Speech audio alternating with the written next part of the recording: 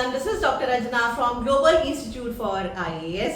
आज के current affair में सबसे पहली न्यूज जो है वो है बेटा relating to your north east Kolkata route, और ये जो है वो इंडिया करेगा that is through your Myanmar and not through Bangladesh. तो इम्पोर्टेंट न्यूज है, डेफिनेटली इसको अच्छे से कवर करते हैं। और इसके लिए सबसे पहले आप ये देखो कि हमें पता ही है कि इंडिया और बांग्लादेश के जो अभी इस टाइम पे आपस में जो फॉरेन रिलेशंस है वो अच्छे नहीं चल रहे हैं, जो कि हमें पता है कि बांग्लादेश में बहुत सारा अपहीवल रहा और उसमें कहीं ना कहीं थोड़ा सा सपोर्ट इंडिया का जो है वो शेख हसीना गवर्नमेंट को रहा, बिकॉज अभी हमने जो है उनको एक तरह से शरण भी दी है। तो एक तरह से हमारे बहुत अच्छे रिलेशनशिप बांग्लादेश के साथ अभी नहीं चल रहे हैं। तो इस वजह से बेटा अभी हमारा जो फोकस है वो बांग्लादेश की कंपैरिजन में किस तरफ चला गया है, मोर इज टुवर्ड्स म्यांमार। तो एक हमारा पुराना प्रोजेक्ट था एक्चुअली कलादान प्रोजेक्ट, उसको ही अभी कंटिन्यू किया जा रहा है, उसी के ऊपर ही अब ज्यादा फोकस किया जा रहा है। तो पढ़ते हैं इसके बारे में न्यूज क्या है। Now amid a downturn in India's relationship with Bangladesh, the long delayed Kaladan multi modal transit transport projects, in short this is KMMTP, that is Kaladan Multi Model Transit Transport Project। ये लिंक करेगा Mizoram to Kolkata via Myanmar. अब इसकी importance जो है वो बढ़ गई है। The ministry of road transport and highway, that is this is in short MORTH, that is Ministry of Road Transport and Highway, has now okayed 166.8 kilometre 4-lane highway है from Shillong to Silchar, which will eventually be extended, जिसको आगे हम extend करेंगे कहां तक, to जोरीपोई, then Mizoram, and connect to finally with high speed road corridor that runs through the heart of northeast, और ये continue करेगा up till your further Myanmar। And with this Kaladan project cargo will reach, और इसी के साथ ही through waterway हम move करेंगे from Vizag and Kolkata to north east without being dependent on Bangladesh. और ये हमें जो है वो इन्फॉर्मेशन दी गई है, और इसका मेन लॉजिक वही है, हमारी जो स्ट्रेन टाइज रही है अभी तक जो कि बांग्लादेश से अच्छा नहीं चल रहा है, राइट। सो इसमें कि हमारी मिनिस्ट्री ने सैंक्शन किया Shillong Silchar highway just about a month after your Mohammad Yunus the head of Bangladesh interim government, और उन्होंने बहुत ही बुरा एक जो है वो स्टेटमेंट दिया, that is he called that Northeast India as a landlocked part and referred to Bangladesh as the only guardian of ocean। तो अपना हक जो है वो बेसिकली बे ऑफ बंगाल और इंडियन ओशन पे ज्यादा कर रहे हैं, और नॉर्थ ईस्ट को एक तरह से बिल्कुल ब्लॉक ही कर दिया अपनी स्टेटमेंट में, जो हमें अच्छा नहीं लगा। सो इसी वजह से currently rest of India's only access to 7 north eastern states is through a narrow Siliguri corridor that is called chicken neck. वैसे भी हमारा जो नॉर्थ ईस्ट के साथ कनेक्ट है वो सिलीगुड़ी, आपका इसको चिकन नेक बोलते हैं, वो छोटा सा पॉइंट अभी मैप में देखते हैं, उसी के थ्रू ही रहता है। Only 20 kilometre at its narrowest, जो कि सिर्फ 20 किलोमीटर ही उसकी विड्थ है। And this corridor has long posed an economic and strategic challenge to New Delhi.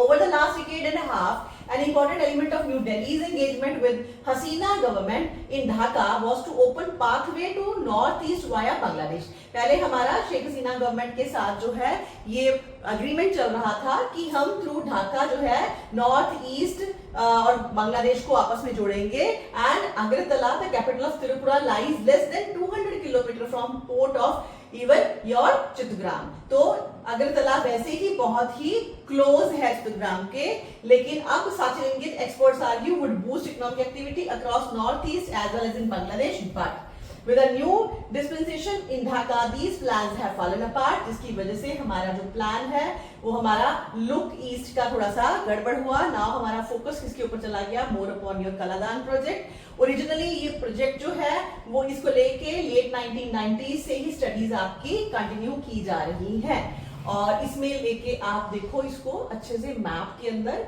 आपको आराम से समझ में आने वाला है that this is your, now ये समझ में आ रहा है, this is your, this part is India, और यहाँ पे ये मिजोरम त्रिपुरा और मिजोरम है, राइट, दिस पार्ट, और बीच में हमारा ये क्या है, दैट इज योर बांग्लादेश। लेकिन अभी हमारा फोकस कहाँ पे है, that is we are focus more upon this part, that is your Myanmar. So this is your Myanmar, यहाँ पे हमारा फोकस है। और ये है हमारा सिलीगुड़ी का जो चिकन नेक है, जो बहुत ही छोटा सा एक पॉइंट है जिसे कि हम लिंक करते हैं with our north eastern state, right. तो अब जो है वो थोड़ा पढ़ते हैं, फिर मैप पे आते हैं।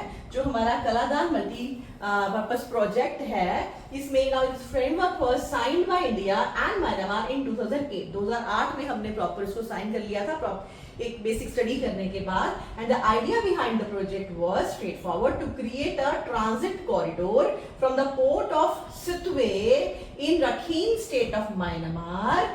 म्यांमार का रखीन स्टेट, वैसे तो वहां पे भी बहुत हलचल आपको पता ही है, काफी ज्यादा रही है, उतना पोलिटिकली स्टेबल पार्ट नहीं है ये वर्ल्ड का, लेकिन फिर भी रोहिंग्या का इशू आपने पढ़ा होगा, लेकिन फिर भी अभी हमारे पास कोई और ऑप्शन नहीं है, बिकॉज बांग्लादेश के साथ अभी फिलहाल हमारी काफी जो टाइज है वो स्ट्रेन चल रही है।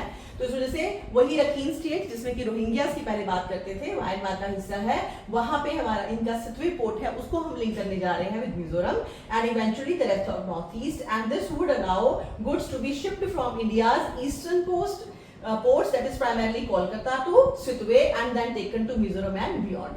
तो आपको यहाँ पे मैप के अंदर भी अच्छे से दिखाया जा रहा है, ठीक है। जैसे कि now this is our Kolkata and Kolkata port, और ये है आपका सितवे पोर्ट। यहाँ पे सी रूट इनका रहेगा 539 किलोमीटर का, राइट। और इसको लेके फर्दर जो है, then upon completion of this project would effectively shave off 1000 kilometers the distance between Kolkata and Mizoram and save a journey time of 3 to 4 days, because तब हमें पूरा इतना घूम के जाने की जरूरत नहीं है, हम डायरेक्टली ही लिंक कर सकते हैं थ्रू दिस पार्ट, और हम स्ट्रेट वे इवन हमारा कोलकाता टू वाटरी बॉडी भी बे ऑफ बंगाल हम अपने नॉर्थ ईस्टर्न स्टेट्स तक सामान पहुंचा सकते हैं। And as the term multi modal suggest the project combine several modes of transport. इसके अंदर क्या क्या आता है, पहले Kolkata to Sittwe 539 kilometre distance between two sea ports will be covered by ship by Bay of Bengal, although this route has technically been operational for a decade, वैसे ही already operational है, लेकिन India has investigated now further on this and significant resources to upgrade, ताकि हम इस project को जो है, इस पोर्ट को भी और बेटर करें, and the part of the project has been completed. Sittwe to Paletwa और भी हमारे जो है कुछ पॉइंट्स है, इसको पहले आप एक बार दोबारा से मैप के अंदर देख लो, फिर इसके बारे में बात करते हैं। जैसे कि यहाँ पे हमें एग्जैक्टली शोन है, now this is your Siliguri, और यहाँ पे now this is proposed high speed corridor रहेगा। Now this is your Shillong, और सिलचर को हमने ऐसे लिंक करना है। उसके आगे चल के एजवाल, देन लवंताई, जोरपाई, पलतेवा एंड सितवे। तो ये हमारे फर्दर जो है लिंकेज है, जो कि म्यांमार के साथ यहाँ पे हमारे पास रहेंगे। तो इसकी कनेक्टिविटी के बारे में आगे डिटेल में बात है कि सितवे टू पतेलवा, दिस इज 158 किलोमीटर स्ट्रेच है ऑन द कलादान रिवर। वहां पे म्यांमार की एक इंपॉर्टेंट रिवर है, दैट इज कलादान, इसको ध्यान रखना है। Will be covered by boats, तो यहाँ पे हम बोट्स के थ्रू लिंक कर पाएंगे। एंड हमारी मिनिस्ट्री ने इसको इन्वेस्ट किया है, that is in dredging the river and constructing jetty ferries जो है वो सिर्फ फैसिलिटीज हम ला सकते हैं at Paletwa to handle 300 ton even barrages also. Now the river is navigable and all work is completed on this part of the project. ये Sittwe to पलेतवा already हमारा प्रोजेक्ट कंस्ट्रक्शन कंप्लीट हो चुका है। Then Paletwa to Zorainpui, now this is 108 kilometer 4-lane road है। It will be last leg of the corridor in Myanmar. Myanmar का last part आपका रहेगा Zorainpui, and Myanmar has granted all approval for this part, but the last 50 odd kilometer stretch of this highway, that is from Paletwa to Myanmar to Zorainpui, ये अभी complete होना है। Then फिर है हमारा जोइनपुई to Aizawl and beyond. यहाँ पे फिर अभी क्या है, while your जोइनपुई is connected to Aizawl and the rest of the north east वो रोड के थ्रू होगा। Now this plan to eventually extend high speed corridor for Shillong all the way to the border town, ये हमारा अभी plan continue है। लेकिन challenge definitely है ही, although this project began decade and a half ago, political situations even in Rakhine state has precluded the corridor and becoming operational। तो वहाँ पे Myanmar की अपनी एथनिकल जो कॉन्फ्लिक्ट्स हैं उसकी वजह से ये नहीं हम अच्छे से कर पाए। and while the Burma make up more than 65% of the population, there are well over 100 जो है minorities, ethnic minorities हैं spread across the country. तो बहुत सारी ethnic minorities है, चाहे definitely 65% उनकी population जो है वो बर्मन या बमार्स की है. Since 1948, when it received independence from British rule, Myanmar, many ethnic minorities have been in armed conflict with Burma-dominated states and often each other, and this conflict once again picked up after a military coup जो हुआ था 2021 के अंदर outside the nominally civilian government that had been in place in Yangon for decades. तो वहाँ पे democratic government को हटा दिया गया था, and much of the Rakhine state through which this project passes is currently under the control of Arakan Army, now rebranded as Rakhine Army. तो वहाँ पे अभी भी शांति नहीं है politically वैसे, and to get this corridor operational, now New Delhi will have to deal with the ethnic militia which Yangon has officially designated as a terrorist outfit. तो वहाँ की टेररिस्ट आउटफिट के साथ भी अभी हमें लड़ना पड़ेगा. Now that along with the fact that Rakhine state has seen some of the worst fighting in civil war has been a major stumbling block. तो यही हमारे लिए मेजर प्रॉब्लम है, मेजर जो है वो ऑब्स्टेकल है. और notably Arakan army itself claims to support the construction of the highway, लेकिन अराकान आर्मी अच्छी चीज है कि सपोर्ट कर रही है इसको. We have been providing security for the project along with Kaladan since 2021 and there is no security threat. उनकी तरफ से अभी ये बात कही जा रही है कि आपको कोई सिक्योरिटी थ्रेट जो है वो नहीं फील हम करवाएंगे. तो दिस इज इंपॉर्टेंट न्यूज. और आपको पता है कुछ भी रोडवेज इंटरलिंकिंग है कहीं पे भी और इंटरनेशनल लेवल पर भी है तो हमेशा हमें अच्छे से कवर करनी चाहिए. नाउ नेक्स्ट न्यूज जो है वो है हमारी बैलून्स को लेके, बिकॉज इसका इस्तेमाल किया जाता है अपर एटमॉस्फेयर को स्टडी करने के लिए. और यूएस में जब से ट्रम्प आए हैं तो ऐसी सारी साइंटिफिक एक्टिविटीज बहुत कम हो गई हैं. तो इसको लेके basically this news deals with this fact only कि अब काफी कम जो है इस तरह के बैलून्स छोड़े जा रहे हैं, लेकिन इनडायरेक्टली हमें पता चल रहा है कि हम अपर एटमॉस्फेयर को कैसे स्टडी करते हैं और कब से इस तरह के एफर्ट्स स्टार्ट हुए थे. तो इस वजह से इस न्यूज में आप ये सारी कवरेज करोगे. Now, in the wake of budget cuts by Donald Trump administration, startup will soon replace. वहाँ पे आपका कौन सी एजेंसी है? That is your National Oceanic and Astro and Atmospheric Administration (NOAA). National Oceanic and Atmospheric Administration. Weather balloon with supposedly cheaper AI driven alternatives in US. तो अब US के अंदर जो पहले बैलून वेदर बैलून छोड़े जाते थे अब उसको रिप्लेस करेंगे with cheaper version of this that is your AI driven, जब से हमारे ट्रम्प आए हैं. और ये कौन सी ऑर्गेनाइजेशन है जो करती है? This is NOAA, that is national oceanic atmospheric administration.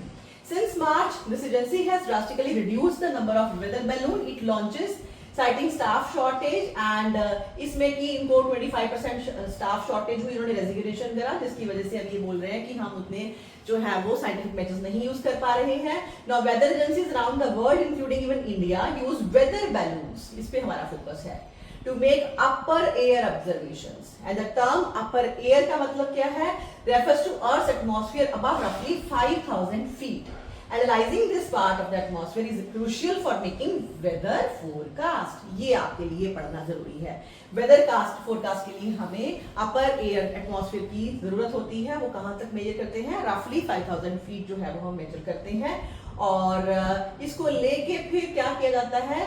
सबसे पहले काइट्स का इस्तेमाल किया गया. Right? Now in 1749, two students in Glasgow, Scotland used kites to measure the temperature high up in the sky. Soon meteorologists began to send kites carrying instruments called meteorographs.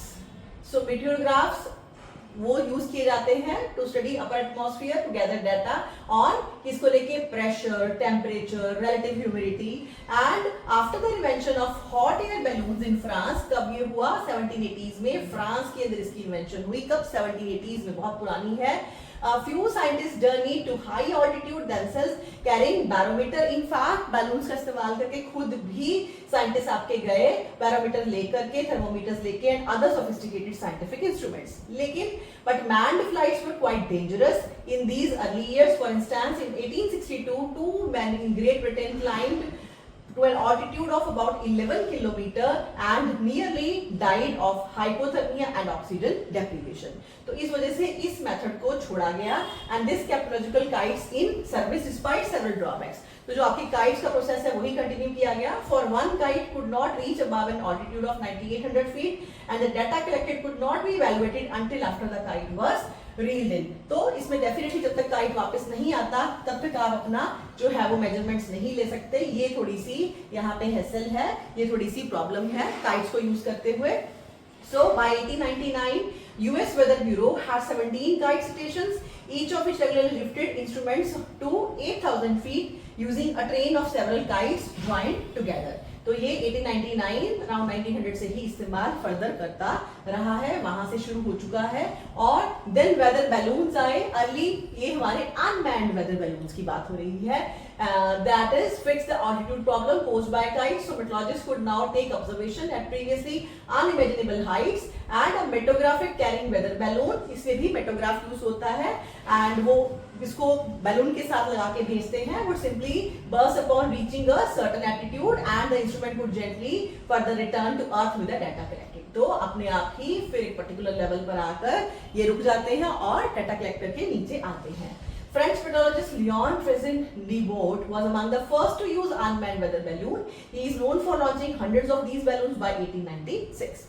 But early balloons still required meteorographer to be collected from the ground. It was not uncommon for them to be lost. लेकिन कई बार हमारा data loss हो जाता था balloon के loss होने से.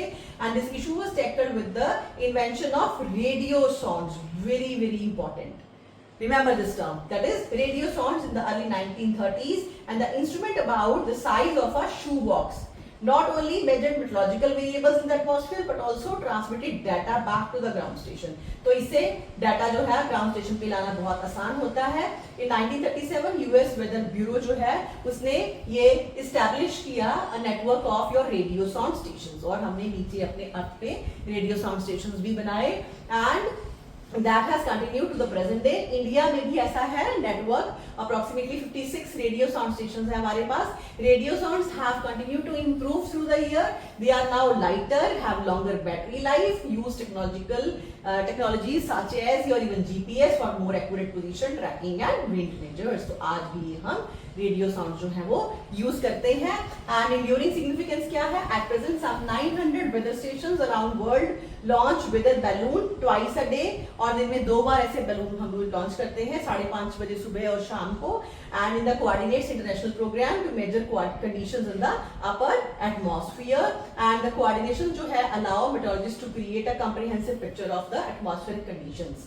And उससे हम अपनी एक्यूरेट जो है वो फोरकास्टिंग कर पाते हैं.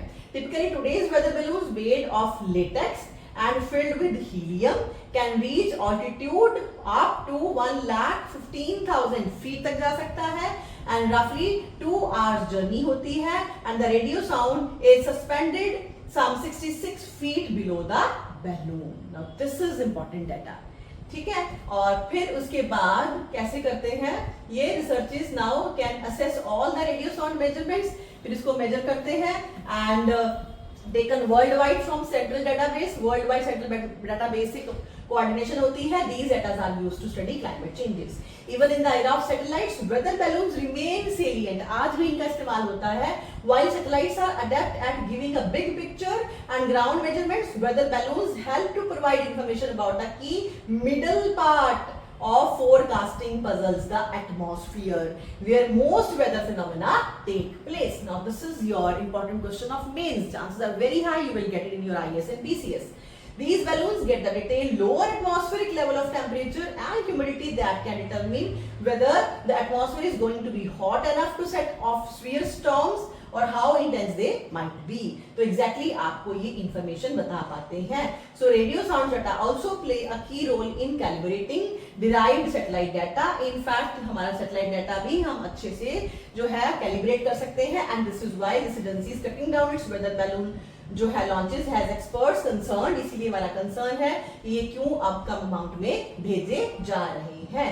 तो ये है आपकी important news regarding your measurements of the atmospheric activity specially in the higher altitude. तो इसको अच्छे से कवर करो. रेडियो साउंड को अच्छे से आप पढ़ के जाना. नेक्स्ट थोड़ी सी बात करते हैं क्रिकेट की, और ये न्यूज है रिगार्डिंग एशिया कप। पाकिस्तान के साथ हमारा अच्छा नहीं चल रहा है, उसका इंपैक्ट क्रिकेट पे कैसे नजर आ रहा है। Now following the recent escalation in India Pakistan hostilities, हमारा board of control for cricket in India BCCI has decided to stay away from all Asian cricket council event. जितनी भी इवेंट्स आपकी एशियन क्रिकेट काउंसिल करवाती है उससे हम दूर रहेंगे। कैसे? The BCCI has informed ACC about the decision to withdraw from even women's emerging team Asia cup, जो कि श्रीलंका में होने वाला है नेक्स्ट मंथ, एंड फ्रॉम बनियल आपकी मेंस एशिया कप जो कि सितंबर में होने वाला है। इन सबसे अब हम दूर रहेंगे, और इसका मेन कारण ये भी है कि जो एसीसी है हमारी, that is Asian cricket council, currently is headed by Pakistan interior minister Mohsin Naqvi. तो अभी इसकी चेयर जो है पाकिस्तान के पास है, who is also Pakistan cricket board chairman. So ये हमारा फैक्ट है रिगार्डिंग क्रिकेट, और इसको लेके थोड़ा सा और अगर हम देखें तो हमें कुछ और हमारे कप्स के बारे में पता चलेगा कि कहां कहां होने वाले थे, कौन से टूर्नामेंट्स हैं। Now sources said that decision is part of a move to isolate Pakistan, कि पाकिस्तान को आइसोलेट करें, and we have verbally communicated to ACC about the withdraw from upcoming women emerging team Asia cup and our future participation in these kind of events also. Now BCCI position puts a question mark on even अब क्या होगा हमारा men's Asia Cup का, जहां पे कि हमारा country ही host था इवन पहले भी Asian Cup that India was to host in September, and the tournament featuring, और बेसिकली आपको पता है एशिया कप में कौन सी कंट्रीज हैं, India, Pakistan, Bangladesh, Afghanistan and Sri Lanka. Is likely to be put on a back burner for now, तो अब इसके ऊपर भी क्वेश्चन मार्क लग गया है। Now sources said that BCCI is aware that an Asia Cup without India is not at all feasible. तो हमारे बिना डेफिनेटली एशिया कप जो है वो फिजिबल ही नहीं हो सकता, बिकॉज मैक्सिमम जितने भी हमारे पार्टनर्स होते हैं, जितने भी हमारी उसके ऊपर पैसा लगाने वाली एजेंसीज होती हैं, स्पॉन्सर्स होते हैं, वो ज्यादातर इंडियन कंपनीज हैं, जैसे कि सोनी पिक्चर्स ने किया था 2024 के अंदर। तो इस वजह से अब हमें प्रॉब्लम जो है वो आने वाली है, और इससे पहले in fact last edition of Asia cup 2023 too was impacted by India Pakistan situation. याद रखना 2023 में भी इसके ऊपर जो है वो इंपैक्ट आया था, क्योंकि हमारे रिलेशन जो है वो काफी ज्यादा अच्छे नहीं चल रहे थे। So this news is all about this, और इसको लेके थोड़ा सा और पढ़ते हैं। With India making it to the final winning of cup, Pakistan missed the chance to host the title contest। पिछली बार पाकिस्तान हारा, इसी वजह से ये हमारे पास आया है अभी कि हमने इसको करना है। और इवन 2024 में भी अगर आप देखेंगे तो हमने मना कर दिया था कि हम पाकिस्तान में जो है वो पार्टिसिपेट नहीं करेंगे। मैक्सिमम हमारे मैचेस जो है वो श्रीलंका के अंदर हुए थे। So this pattern was replayed at 2024 ICC championship trophy hosted by Pakistan. India pushed for a hybrid model, और वहां पे भी हमने 2024 के मैचेस दुबई में कराए, 2023 के मैचेस जो है वो ज्यादातर हमने श्रीलंका में कराए। तो अभी देखते हैं कि इस साल कैसे होने वाला है, लेकिन फिलहाल इंडिया ने इसको बता दिया है कि हम किसी भी तरह का जो एशिया कप है उसके साथ पार्टिसिपेशन नहीं करने वाले हैं। Now next news is about artificial intelligence and judiciary। इसमें आपको थोड़ा सा डाटा मिल जाएगा, और साथ में ये फैक्ट कि किस तरह से आर्टिफिशियल इंटेलिजेंस का इस्तेमाल हम जुडिशरी के अंदर करते हैं। Now a huge backlog of cases, shortage of judges है, staff है, ठीक है, even chambers for advocates to work out of जो है, though there is it's no secret that Delhi's court are even overburdened। तो इसमें आप सिंपल दिल्ली हाई कोर्ट की एग्जांपल दी गई है कि Delhi's lower courts there are nearly 15 lakh pending cases, 12.9 lakh criminal and 2.13 lakh civil है वहां पे, और according to data available on national judicial data grid, ये रेफरेंस है आपका, यहाँ से हमें डाटा मिला है। Delhi High Court has less than one judge per 10 lakh population, according to Indian Justice Report 2025 by Tata Trust, which analyzes the criminal justice system. This is another important data. 10 lakh population के लिए एक सिर्फ जज है, and close to 3/4 of this the prisoners in India are under trial। 3/4 3/4 जो है वो आपके बेचारे अंडर ट्रायल ही बैठे हैं, and the fate of over 50 million cases remain undecided as things stand, it will take over। इस तरह से अगर हम चलें तो कम से कम हमें 300 साल लगेंगे ये बैकलॉग को क्लियर करने के लिए। Now with courtroom bogged down with manual processes, because बहुत सारा काम पेपर वर्क में होता है, मैनुअली होता है, इस वजह से स्पीड और कम होती है, ठीक है ना। Artificial intelligence could provide one, यहाँ से हमें कुछ सोल्यूशन मिल सकता है। From AI driven speech recognition software designed to assist court stenographers in transcribing witness examination and orders dictated by judges to application designed to streamline workflow, AI has been slowly transforming judicial system. तो इस तरह से ये software हमारे आ गए हैं जो कि ऑब्वियसली स्पीच रिकॉग्निशन करते हैं, विटनेसेस की जो भी आपकी उस टाइम का एग्जामिनेशन है उसको रिकॉर्ड कर सकते हैं। तो ये सारी चीजों से हम थोड़ा वर्कलोड कम कर सकते हैं जजेस का। By leaving the delivery of justice to जजेस it can automate all other processes. सिर्फ जजमेंट को फोकस जजेस ही करेंगे, लेकिन उसके अलावा बाकी सारी चीजों को ऑटोमेशन में डाल सकते हैं। That too are cumbersome for people, जैसे कि Utkarsh Saxena a lawyer 2012 has co-founder one such firm that has come to the aid, जो कि इस फर्म ने आगे जाके मदद की। एंड इसको क्या बोलते हैं, called Adalat AI. It provides a machine learning powered solution to courts in India in their attempt to tackle widespread backlogs. तो ये छोटा सा आप कहीं भी इस केस स्टडी को डाल सकते हैं किसी क्वेश्चन के अंदर। नाउ इसका नाम जो है वो क्या रखा गया है, दैट इज अदालत AI. Now Saxena, who is also the firm CEO, उन्होंने क्या बताया कि sometimes judges have to write their order manually and it's a lot of paperwork. So he used to be a clerk with the Justice of Supreme Court of India, इसी वजह से उनको ज्यादा पता है इस चीज को लेके। So large part of the problem जो है of delay is caused not due to questions of law but those of the logistics. तो वो इतनी सारी रिपोर्ट्स लिखना, इन सब चीजों की वजह से ज्यादा जो है बैकलॉग होता है। तो इसी वजह से our goal is to eliminate that. Now tools can run in the background to quicker the slow process and at the same time judges can focus on delivering justice, right? Now with the Adalat AI application, all judges need to do is to log in, press two buttons and speak out their observation. All their observations are automatically transcribed, legal jargon including, and an order is automatically prepared. And while other speech to text application exists, what separates Adalat AI from rest is that it has been extensive trained on Indian legal jargon. तो वो सारी भाषा को समझता है software. And Indian जो है accent and pronunciation and the advance algorithm is calibrated using legal term sources from over 1 lakh court orders. तो उसके अंदर ऑलरेडी फिल किए गए हैं। And the app also has a case flow management dashboard that helps the streamlining of the work flow. So इस तरह से AI का इस्तेमाल जो है वो कोर्ट्स में किया जा सकता है। सो this is all for today. Thank you so much for watching. Please इसको अच्छे से करते जाओ। और अभी इसकी सॉफ्ट कॉपी मैं टेलीग्राम के अपने channel that is global institute for competitive exam वहां पे भी अपलोड कर रही हूँ, जहां से आप स्ट्रेट में जाके सॉफ्ट कॉपी लेके उससे लर्न कर सकते हो। और प्लीज अच्छे से तैयारी करते रहो। कोई भी क्वेरी है, कोई भी आपको प्रॉब्लम है तो आप कमेंट सेक्शन में मेंशन करो, मैं डेफिनेटली उसके ऊपर काम करूंगी। Thank you so much.